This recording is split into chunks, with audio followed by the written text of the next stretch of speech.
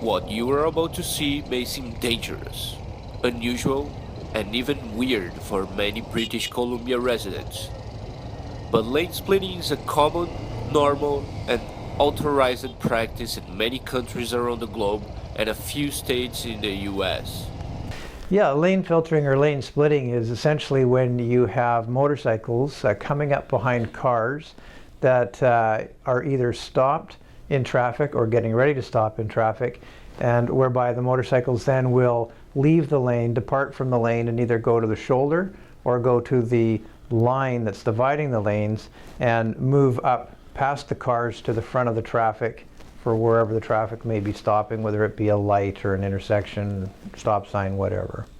After California officially legalized lane splitting and Oregon, Washington, and Montana also moving forward with bills that would allow motorcyclists to lane split, riders in BC want the practice to cross the border and to be introduced in the province.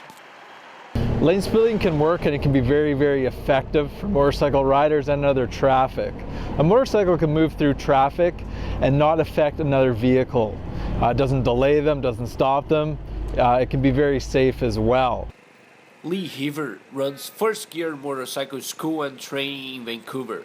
His students learn the basics and how to be safe on a bike, but he believes that lane splitting is a great idea. So as long as motorcyclists respect the rules, they can move through traffic safely and get home quicker. And no cars will be slowed down either with it. Where it becomes a problem is with other traffic not respecting it or other motorcycles not respecting it. With so many vehicles on the road, it might not be that simple. The disadvantage for the motorcycle rider is not knowing what the driver of a bigger vehicle might do while the rider is filtering up to the front between two lines of traffic. You've got to be worried about traffic still changing lanes and potentially getting into the motorcyclist's way as he's moving forward. So it's got to be done with caution. It's got to be done I think properly. The slower the motorcycle is going, the safer the motorcyclist is going to be as he ends up trying to make his way to the front. Probably not, no. I don't want to do lane splitting. There's so much risk, so. The dangers are what makes lane splitting a contentious issue between riders who want to take advantage of the versatility bikes can offer and those who see these shortcuts as a menace on the road.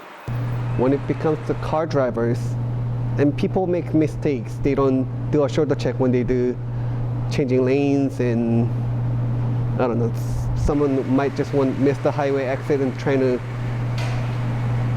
change a lane in last minute. There's all kind of this accident could be happening or mistakes on the highways or streets, and I think there's too much risk for a motorcycle risk to just do a lane split and get hit by a car.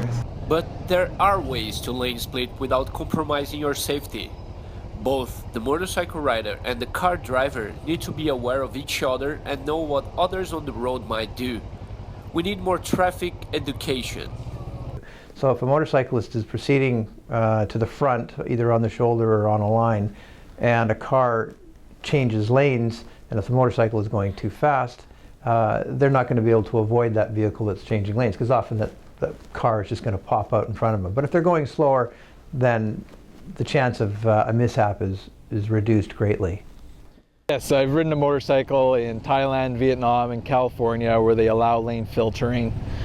So just as long as you're doing it safely, meaning your speed variance, the difference in your speed compared to the traffic and your motorcycle, isn't that big of a difference, you're okay. The moment your motorcycle is going substantially faster than traffic, then it's a problem.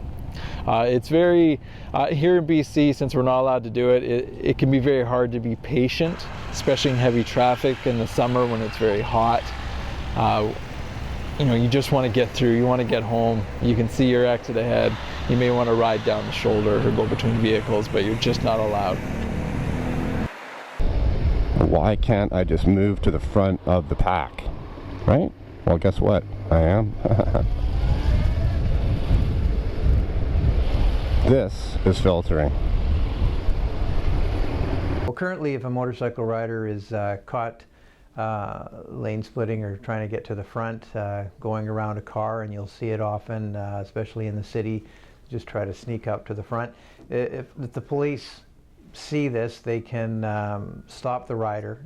They can issue them a violation against the Motor Vehicle Act, and it comes with a fine and points on their license. So it's definitely an infraction. For some BC motorcyclists, lane splitting could be a solution for Vancouver heavy traffic.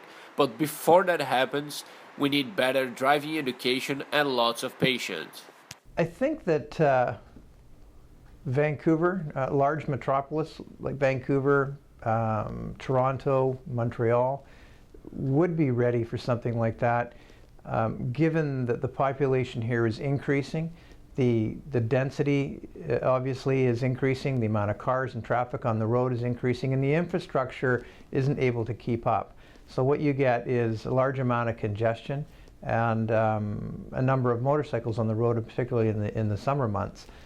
The difficulty, though, that we are going to face is the education that is not put out there. And I say that as a motorcycle rider for 40 years now, what I can say is that there's not enough education. There's a lot of great riding schools in the province of British Columbia, but there's still not enough education for the car driver to know what the motorcyclist is doing, or what the motorcycle can do, or the vulnerabilities of the rider, somebody riding a motorcycle. So you have to educate the people. You've got to educate the car driver, and I think you've also got to educate the motorcycle rider to understand how to use this to the benefit of everybody. If lane filtering is allowed in BC, it would take some education. It would have to be part of our motorcycle course, but also ICBC would have to educate everyone on the road as well with it. So it would be possible, but it would take time and patience, because not everyone keeps up to date on what the local rules and traffic laws are.